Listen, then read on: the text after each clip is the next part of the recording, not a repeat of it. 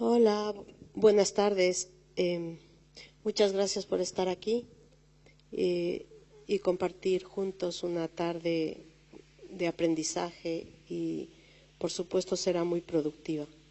Pues yo tengo el honor de presentar a dos grandes personas que van a intervenir esta tarde y nos van a ayudar con sus conocimientos. En primero está Dina,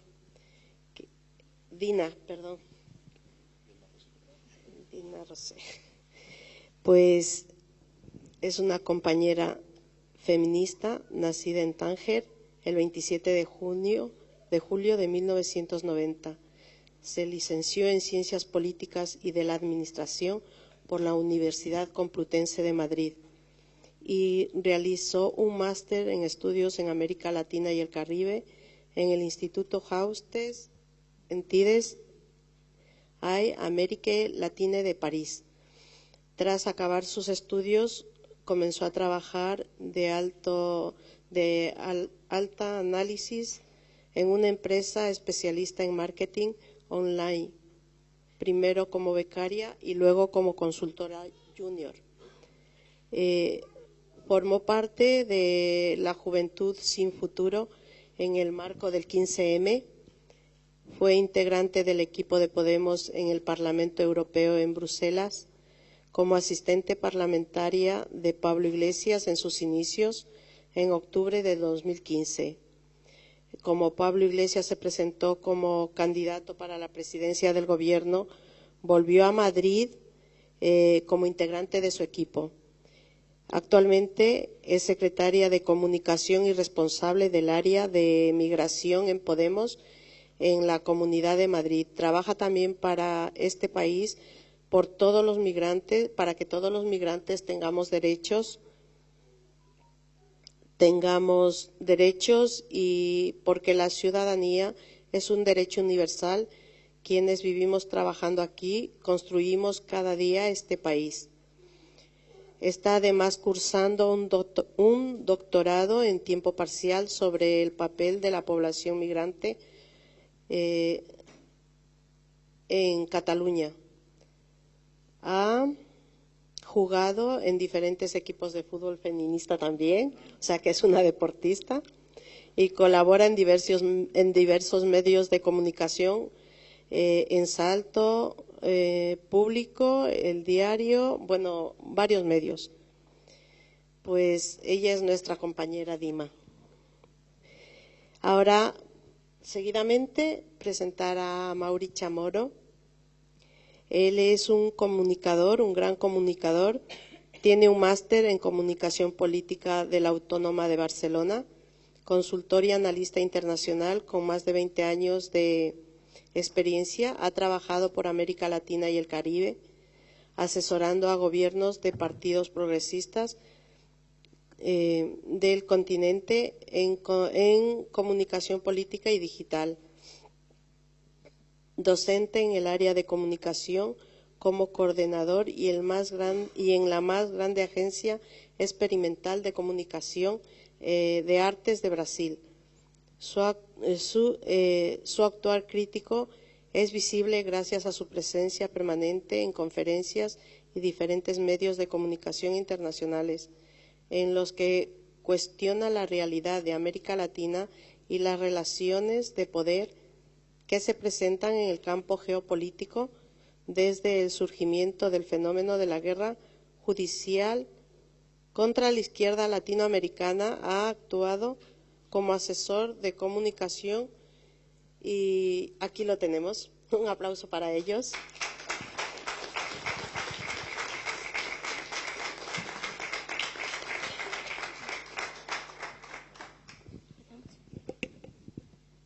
Muchísimas gracias, compañera, y gracias a... ¿Sí? Pues eso, muchísimas gracias. ¿Se me oye? Sí. Muchísimas gracias, compañera, por la presentación y gracias a todos ustedes por querer venir a acompañarnos un sábado por la tarde a hablar pues del derecho y de cómo es importante participar en política, ¿no? Porque si no participas, otros participan contra ti, ¿no? Y bueno, yo quería empezar esta charla recordando que hace un par de años, además lo recuerdo con muchísimo cariño, mi viaje a Ecuador. Estuve 15, 20 días en Quito en un curso que organizaba por aquel entonces el gobierno del compañero Rafael Correa, que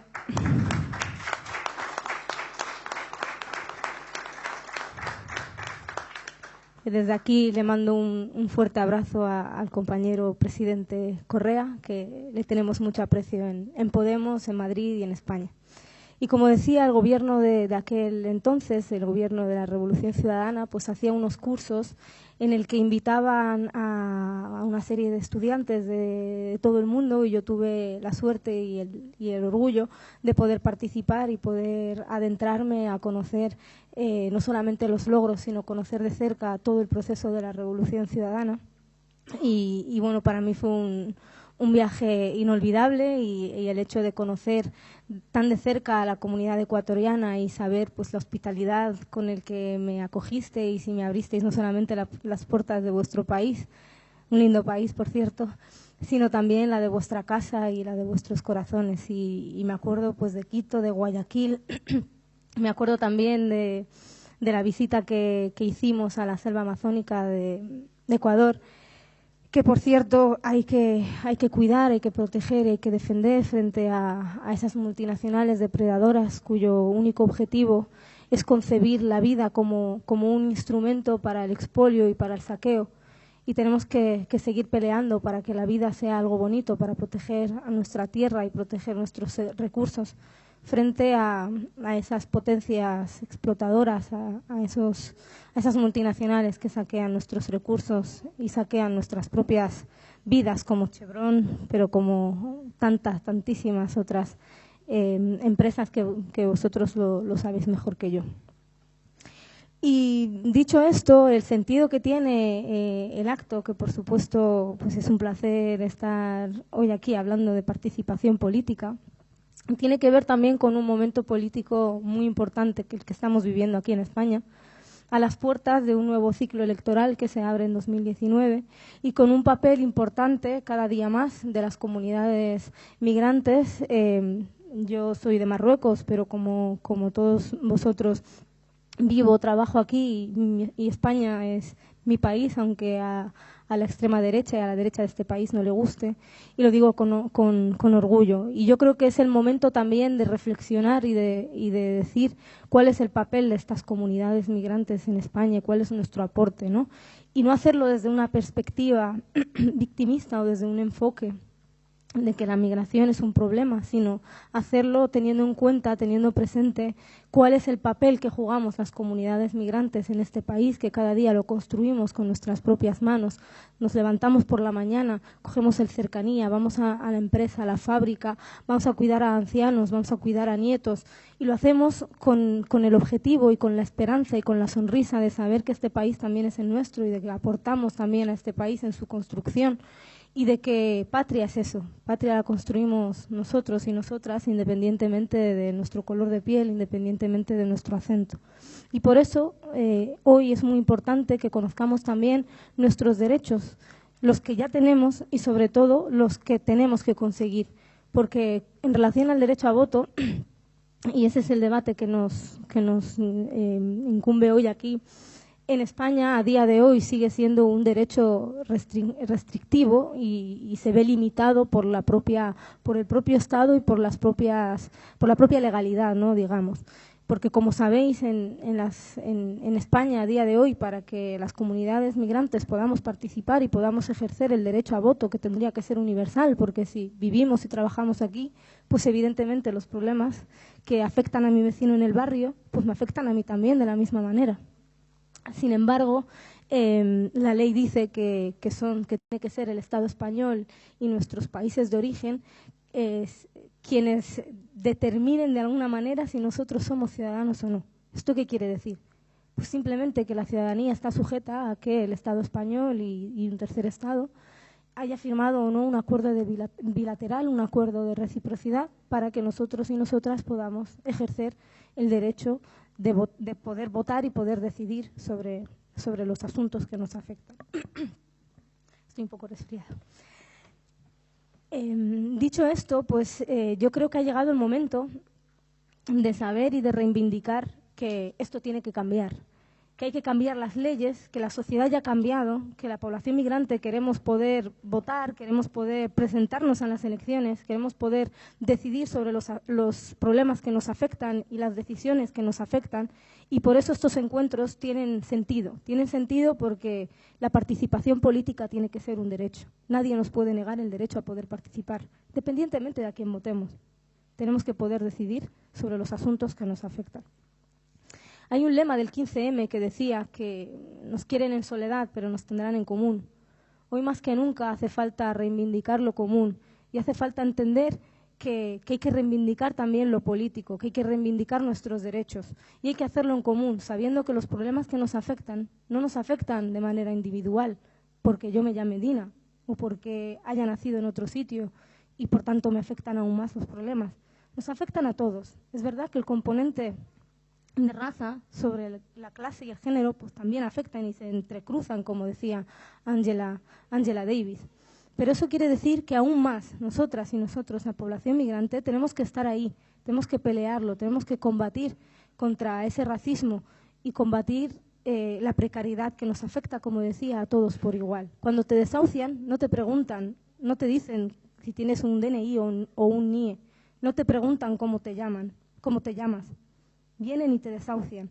Y lo hacen porque existe un sistema que ha ido precarizando nuestra vida y una serie de políticas y de políticos que han vivido a costa de nosotros, que han precarizado nuestras vidas, que nos han robado el futuro, que nos han robado la dignidad, que nos han robado nuestra vida.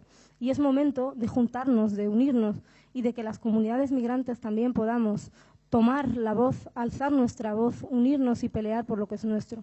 Por eso es importante, compañeros y compañeras, que hablemos hoy de participación política, que hagamos política, porque si no la hacemos nosotros y nosotras, la hacen contra nosotros, que eso es precisamente lo que quiere, por ejemplo, esa ofensiva neoliberal, que ahora se viste el Trump, el Bolsonaro de turno, se visten como si no fuesen mayordomos del poder, cuando ellos son el poder, vienen de ahí, son banqueros, son la oligarquía, son las élites, y ahora se disfrazan de democracia y de una serie de discursos que son tramposos, que engañan a los ciudadanos, como están demostrando, ni siquiera son capaces de cumplir con su propio programa electoral, y que tienen en mente dos objetivos, tienen dos adversarios, que somos las mujeres y la población migrante. ¿Les vamos a regalar la democracia? ¿Le vamos a regalar el estado de bienestar? ¿Le vamos a regalar el poder imaginar y el poder pelear por una vida digna? ¿Le vamos a regalar ese modelo de convivencia que tanto tiempo ha costado, que lo construimos desde nuestros barrios, desde abajo, con nuestros vecinos que creen en la solidaridad, que creen en la libertad, que creen en la fraternidad? ¿Le vamos a regalar eso a los Bolsonaro, a Vox, a Casado, a Rivera aquí en España? Yo creo que es momento de juntarnos, de pelear por nuestros derechos, de conquistar nuestros derechos y de que por una vez no nos vean a la población migrante como relleno en listas ni como folclore, sino que nos vean, que defendamos que somos sujetos políticos, sujetos protagónicos del cambio y que nosotras y nosotros vamos a pelear para conseguir que este país, que es el nuestro, sea un país más justo, sea un país más solidario, sea un país que no deja a nadie atrás, que sea un país donde podamos vivir nosotros y los que nos van a venir después, nuestros hijos y nuestras hijas, que son españoles, al igual que nosotros y nosotras, y podamos vivir en paz y podamos vivir con la esperanza de un futuro mejor, con la esperanza de un futuro digno. Nada más por mi parte. Yo creo que debemos dejar atrás discursos negacionistas y catastrofistas que vinculan a la migración como si fuese un problema. Yo creo que no podemos regalarle el discurso en estos momentos a una derecha que quiere utilizar la migración como arma arrojadiza porque no tienen un proyecto de país inclusivo, porque no quieren hablar de precariedad, no quieren hablar de desigualdad, que son los problemas fundamentales que nos afectan a todos. Por eso es importante reivindicar una sociedad en la que quepa todo el mundo, en la que todo el mundo nos podamos sentir a gusto y en la que todo el mundo tenga el derecho a vivir dignamente y en la que todo el mundo pueda participar políticamente. Vote a quien quiera votar, pero tener el derecho garantizado de poder decidir sobre los problemas, sobre nuestro futuro y sobre nuestra vida. Así que, compañeros y compañeras, simplemente deciros, vosotros y vosotras que sois de la Comunidad de Ecuador, tenéis hasta el 15 de enero para poder registraros en el ayuntamiento del municipio donde residáis.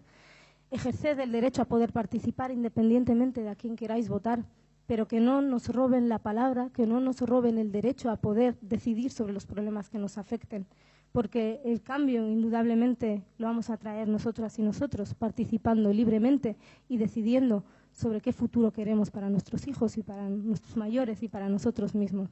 Así que la esperanza siempre vence al miedo. Hagámoslo con ilusión, con la sonrisa y con la ilusión de saber que nosotras, la población migrante, somos sujetos políticos que vamos también a seguir transformando este país y a seguir peleando para que España sea un poquito más justa, un poquito más democrática entre todos y entre todas. Muchas gracias.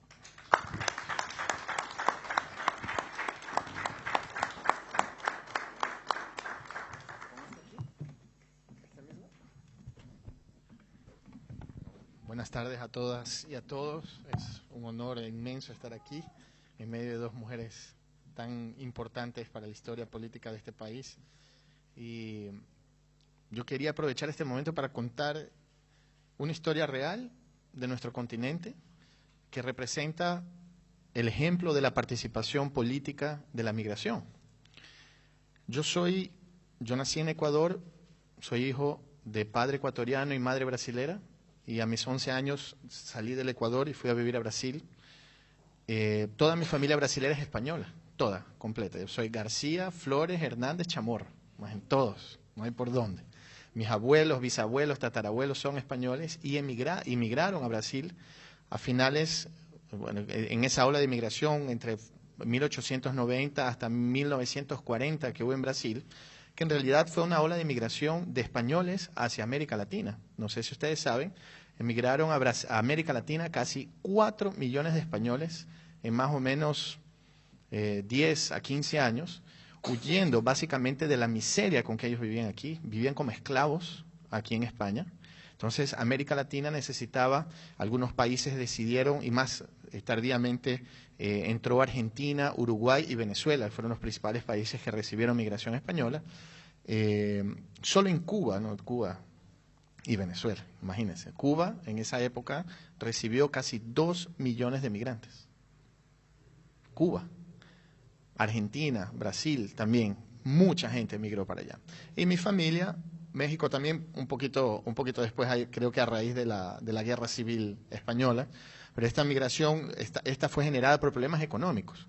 Y Brasil, ningún país de América Latina hizo eso, necesitaba, imagínense qué terrible, ¿no? Como se acaba la esclavitud en Brasil casi en 1900, fue el penúltimo país del mundo a acabar con la esclavitud formalmente, entonces necesitaba sustituir la mano de obra esclava por una otra mano de obra que funcionara como esclavo. Entonces pagaba el pasaje en barco de los españoles a Brasil para vivir como los esclavos blancos.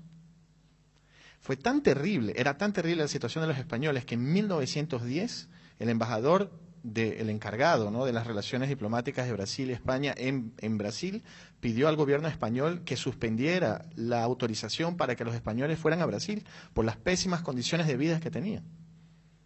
O sea, iban a vivir por un plato de comida, con sus hijos, con todo eso. Imagínense, en Brasil llegaron casi 700.000 españoles. Y este año, y yo no acabé descubriendo eso por coincidencia, yo nací el 18 de agosto, el 18 de agosto de este año cumplió 110 años de la llegada de mi familia. Yo no sabía, ellos llegaron justamente a Brasil en un barco, el Alpes, se llamaba, un barco francés, huyendo también algunos después llegaron huyendo de la Primera Guerra Mundial, llegan a Brasil a vivir en esas condiciones. La mayoría fue al interior de São Paulo a trabajar en las haciendas de café, en las condiciones deplorables. Pero cuando llegan los españoles a Brasil, y principalmente al estado de São Paulo, ya Brasil entraba en un proceso un poco más tardío de industrialización. Brasil fue una gran potencia mundial al comienzo del siglo XX en términos de producción de telas, ¿no?, de tejidos. Brasil se industrializa muy potentemente. Y los españoles, algunos de ellos llegaron y comenzaron a trabajar, no solo en el campo, pero también como operarios de la industria textil, metalmecánica brasilera muy avanzada para la época, entre ellos mis abuelos. Y se inicia un proceso muy importante de participación política de los sindicatos. O sea, ¿quién lleva el sindicalismo? Y las izquierdas en Brasil básicamente nacen de la emigración de los españoles hacia Brasil. Junto con los italianos, ahí viene el Partido Comunista, los socialistas, viene el anarquismo, llega a Brasil permitiendo que los obreros tuvieran una capacidad de diálogo y de lucha, más que de diálogo, de lucha, porque muchos de ellos fueron asesinados hasta 1930 prácticamente, eran perseguidos políticos, porque en esa época en Brasil, como en prácticamente toda América Latina, no existían fines de semana, la gente trabajaba 18 horas al día, de domingo a domingo, por años, trabajo infantil, niños de 7 años, migrantes españoles. Mi bisabuela falleció, vivió 80 años en Brasil, ella murió con 93, ella llegó con 13, ella nunca habló portugués, como forma de resistencia y de reivindicación de su identidad española. Ella nunca habló portugués, vivió 80 años en Brasil, tuvo 6 hijos, no sé cuántos nietos, bisnietos, tataranietos, pero ella nunca habló el portugués. Y ella llegó a trabajar en una fábrica de telas en São Paulo. Y mis abuelos también se conocieron trabajando. Mi abuela con 12 años de edad trabajaba 18 horas al día de domingo a domingo en una fábrica, en un gran centro industrial.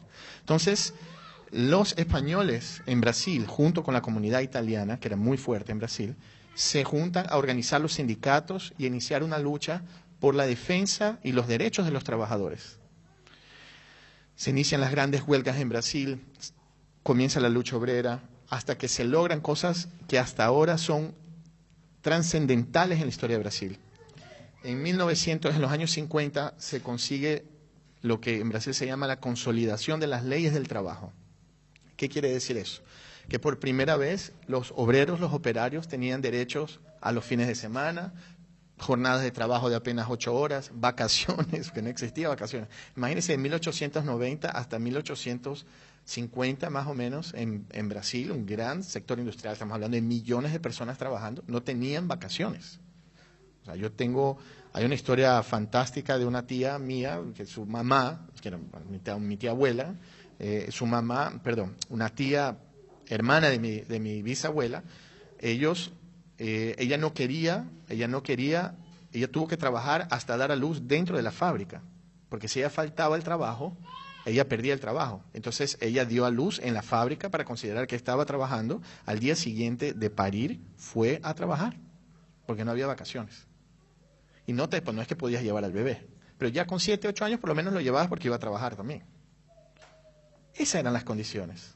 Inclusive la migración ecuatoriana, ¿no? Llegaron millones, ¿no?, nuestros hermanos migrantes a partir del asalto que hubo en el Ecuador, ¿no?, de los banqueros, que son todos los que están volviendo con este delincuente de Lenin Moreno. Se robaron el país y forzó casi la salida del 20% de la población ecuatoriana al mundo, ¿no? Entonces muchos llegaron aquí en condiciones terribles, pero mucho mejores de las que los españoles llegaron a América Latina. Mucho mejores, porque eran esclavos literalmente. No tenían derecho, les retenían los papeles. No podía salir de la hacienda, o sea, no había condiciones. Entonces, a partir de esa organización, inclusive, se estatiza el petróleo. Fueron los obreros, liderados por los españoles y los italianos, que lucharon y lograron estatizar el petróleo y todos los recursos naturales de Brasil. Porque en esa época, los norteamericanos ya tenían sus empresas extrayendo y quedándose con toda esa riqueza. Entonces, la gran campaña, el petróleo es nuestro, en portugués es o petróleo nosso.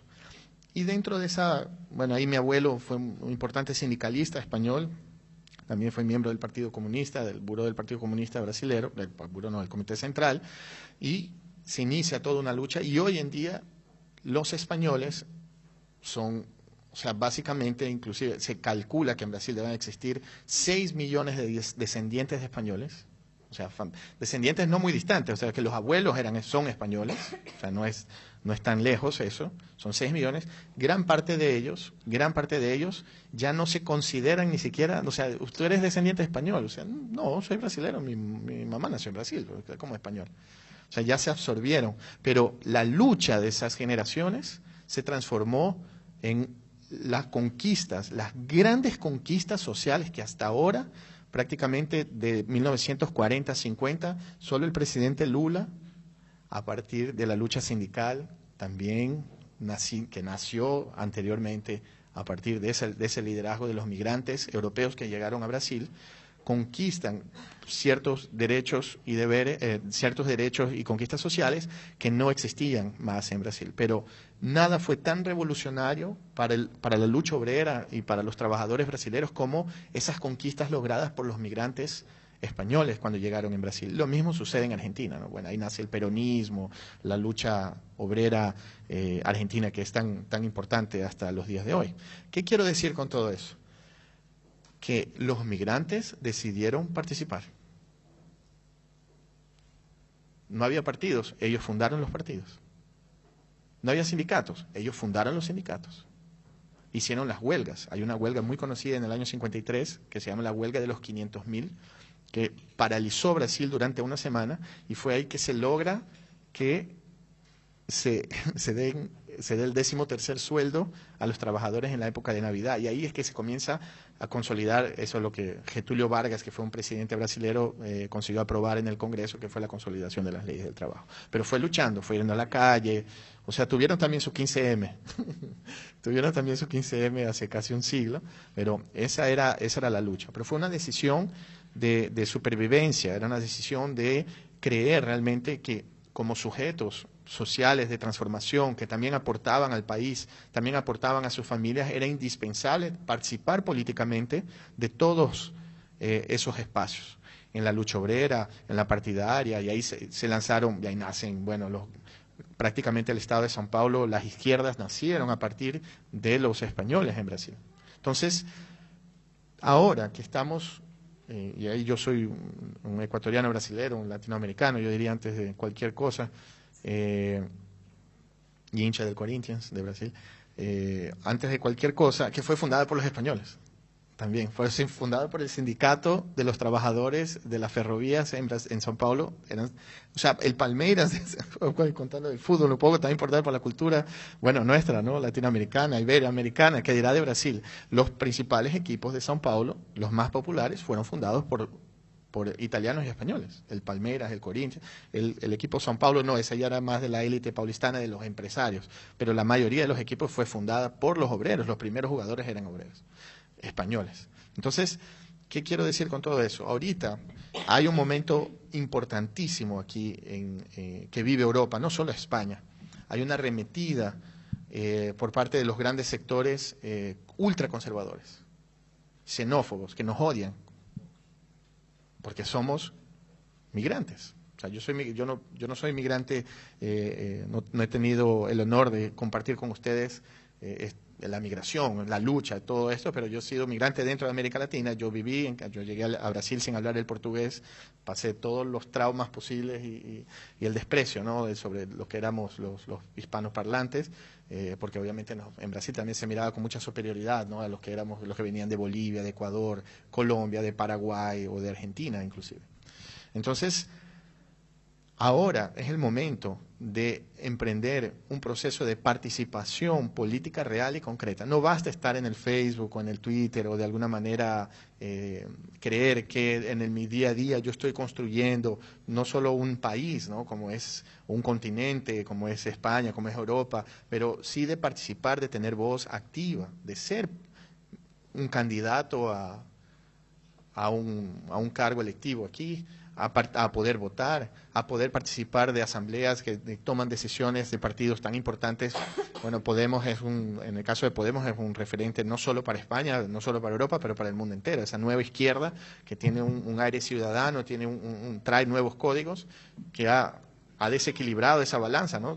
Absolutamente Europa estaba muy tranquila hasta que surge Podemos y se ve como la gente, la ciudadanía, a través de ocupando las calles y luchando por autorrepresentarse, llegó a los centros de poder, ¿no? Pero ¿por qué los migrantes no? Si somos tantos, ¿no? Aquí, ¿cuántos tenemos aquí migrantes totales? Que se creen 1 millón. Debe estar por ahí, ¿no? Solo de ecuatorianos, ¿no? Que dirá España total, la migración. Bueno, como toda Europa, ¿no? Como toda Europa. Entonces, ¿por qué no somos proporcionalmente, no estamos representados nosotros mismos proporcionalmente dentro de esos partidos, dentro de las organizaciones civiles, las organizaciones obreras? ¿Por qué entonces tienen que hablar por nosotros? Nadie le paga los impuestos a ustedes, ¿no? Entonces, ¿y por qué? Entonces, es el momento de la participación, no solo por una necesidad de autorrepresentación, pero también de enfrentamiento político, porque lo que se viene es muy grave. Eso se ve, ya está aquí, ¿no? No es que nada se decía, salía en los medios, no. Entonces ya han ganado mucho espacio y han tenido mucha capacidad de ganar también ese discurso, esa disputa simbólica, ¿no? Ganar ese discurso de que inclusive muchos de los problemas de Europa o de España son causados por nosotros. Cuando en realidad Europa pasa por una grave crisis, y de aquí a 20, 30 años será terrible aquí para Europa, que es el hecho de que los españoles, los europeos, no tienen más hijos, ¿no? Eso causa un desequilibrio absoluto en la economía del país y la proyección, el tema de las jubilaciones. O sea, antes había 2 personas trabajando para cada una jubilada, hoy son, no sé, 5 jubilados para cada una trabajando. Y eso va a llegar a eso, y eso va a empeorar. Y los migrantes han sido los que oxigenaron la economía del país, permitiendo inclusive, bueno, Alemania tiene un plan de recibir migrantes, pese a todo el tema del fortalecimiento de la ultraderecha alemana, pero ellos tienen un plan, claro, por temas económicos, porque en Alemania no tienen más hijos. Es más, hoy la gente de 40 años viven con los papás aún, pues, ¿no? Esa es una realidad. ¿Y quién ha ayudado a calentar la economía y a generar mano de obra? Los migrantes, no solo los latinos, ¿no? Pero también, bueno, hay del este europeo y todo lo demás. Entonces, si somos tan importantes, si vivimos, si somos tantos, si ya prácticamente yo encuentro hermanos migrantes que tienen sus hijos que nacieron aquí, que nunca han ido al Ecuador, que nunca han ido a América Latina, si mis hermanos migrantes que viven a 20 años, hablan como españoles, pagan sus impuestos aquí, tienen sus casas, han sufrido por todo, pero se han conquistado empresarios ecuatorianos extremadamente bien sucedidos aquí, que ya comenzaron a abrir empresas inclusive en América Latina, en Ecuador y todo. ¿Por qué no tiene su autorrepresentación aquí también? Entonces, si no participamos, la gente se nos va a venir encima, inclusive hasta los temas de atentados y seguridad, que dirá la comunidad musulmana, ¿no? Que le echan la culpa como que si todos fueran, cuando en realidad eso también es hecho por el Occidente, pero eso no, esas invenciones ahí no han venido del Medio Oriente, ¿no? Entonces, sabemos qué hay por detrás de todo eso y bueno, todo el tema de la guerra, de las innúmeras guerras que han habido en el Medio Oriente. Entonces, ¿a qué voy? Es importante que cada uno de ustedes entienda de que debe participar de verdad. O sea, no es solo quedar en las redes sociales, no es solo que es un espacio importantísimo de ser ocupado, pero de que existen los mecanismos y los derechos, de cierta manera, hasta ahora, bueno, en el caso español, hasta ahora ha permitido que los migrantes ecuatorianos, por ejemplo, que vivan a más de 5 años, puedan empadronarse, puedan inscribirse en el Instituto, en el Consejo Nacional Electoral Español, para poder votar para los ayuntamientos y las elecciones autonómicas. Entonces, nosotros debemos participar de ese proceso, porque también es ocupando la territorialidad, ocupando nuestros barrios, ocupando los ayuntamientos, es que podemos crear una forma de organización y de participación política que ayude a que nos representen también, porque ya están integrados a la sociedad. Entonces, también tienen que ser integrados en esos espacios de disputa política, porque tenemos voz y debemos ejercerla.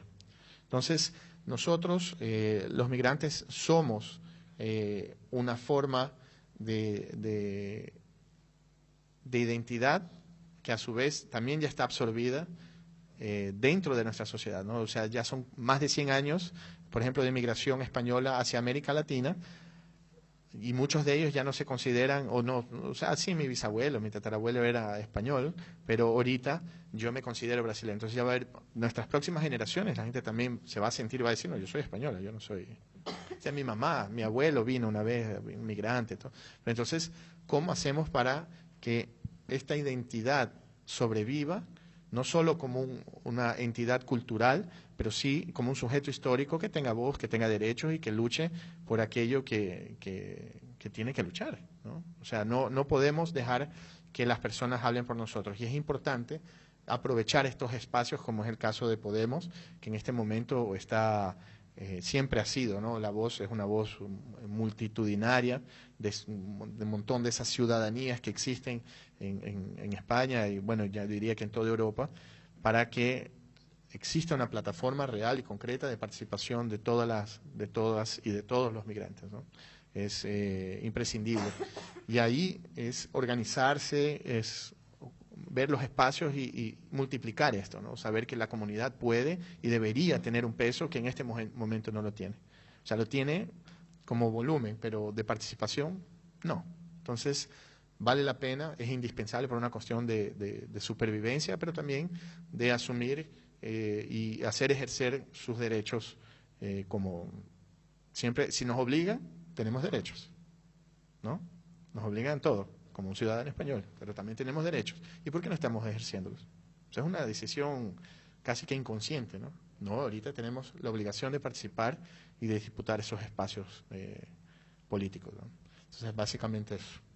Gracias a todas y a todos. Un honor estar aquí con ustedes, de verdad.